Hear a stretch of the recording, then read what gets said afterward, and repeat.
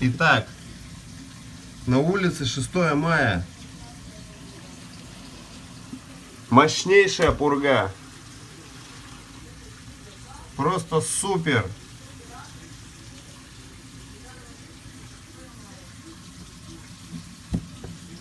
Просто супер.